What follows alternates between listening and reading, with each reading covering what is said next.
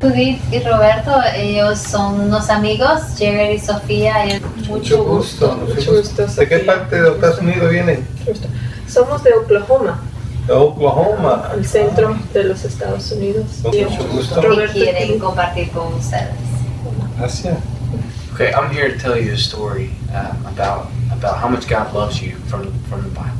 Y yo estoy aquí hoy para compartir con ustedes una historia de cuánto Dios los ama a ustedes. And this cube is just to illustrate the story. There's nothing special about the cube. Este cubo es solo para ilustrar, como ilustración para la historia que les voy a compartir. No hay nada especial de este cubo, no es mágico, no es nada, solo es para como ilustración para explicar la historia. Do you have a Bible in your home? Sí. ¿Ustedes tienen Biblia en su casa? Sí. ¿Católica? ¿Está bien? ¿Católicas? Catholic, yes, claro. Aquí. Sí, claro. Biblia de esposa mía. It's my wife's Bible. Well, what we can do is we can let you read the verses that we're going to share with you from your own Bible. Quisiera leer los versículos que vamos a utilizar de su propia Biblia. Sí. ¿Sí? Okay. This side of this face of the cube represents man, and this side represents God. La primera pantalla del cubo enseña el hombre y este lado representa a Dios. The reason that man is surrounded by darkness is because it says in Romans 3:23 that all man has sinned. Y la razón que hay negro o oscuridad alrededor del hombre es porque la Biblia explica que todo hombre tiene pecado. And it says this in Romans 3:23. Y esto nos confirma la Biblia en Romanos 3:23.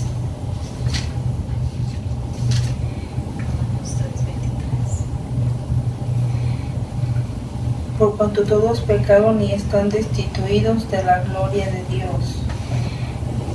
Que aquí nos habla de que todos, es bien importante esa palabra, porque todos pecaron. Por eso es que todos tenemos pecado.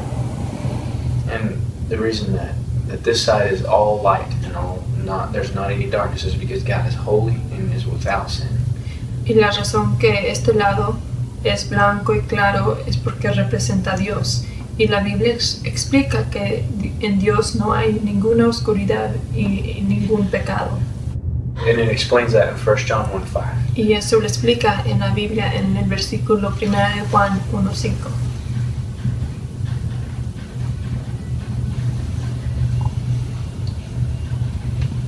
Este es el mensaje que hemos oído de Él y os anunciamos: Dios es luz y no hay ningunas tinieblas en Él.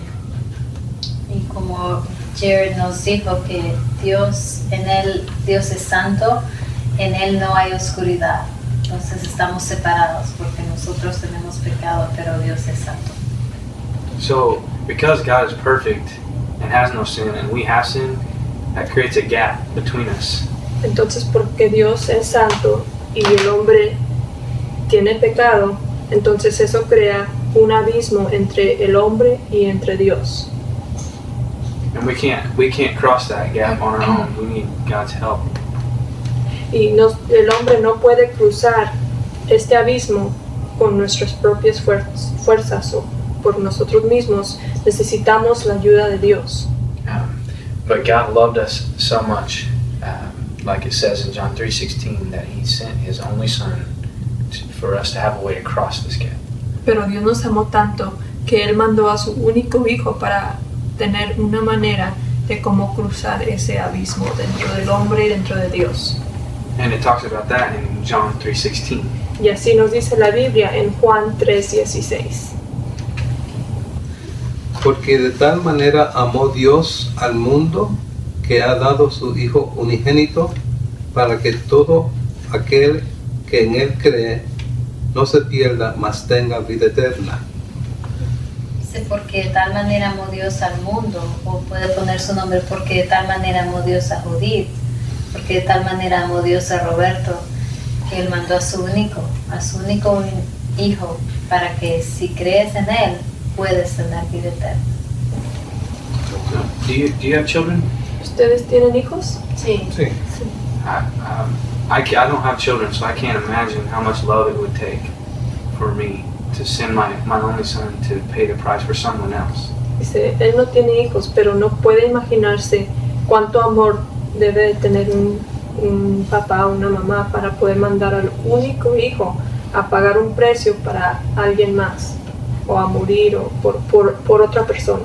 Yo no lo mandaría. No, he wouldn't send him either. Yeah. Sí.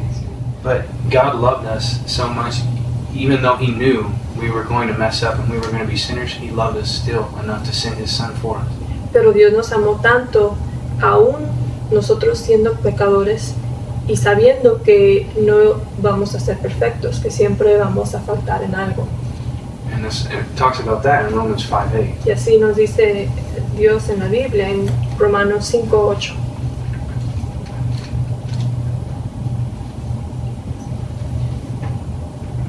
Mas Dios muestra su amor para con nosotros, en que siendo aún pecadores, Cristo murió por nosotros.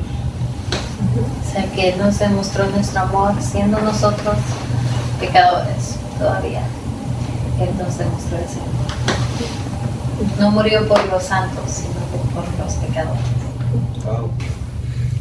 And in 1 John 3:5 it says that he is perfect and without sin while He lived on this earth, and that's why He could pay the price for our sin. Y en la Biblia, en 1 Juan 3:5 dice que Jesús fue perfecto y en él nunca pecó. Por eso Él fue el que pudo pagar por los pecados de nosotros.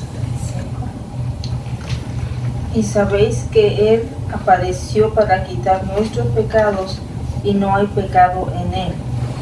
O sea que Él tomó nuestros pecados y los impuso en Él, porque Él no tenía ningún pecado.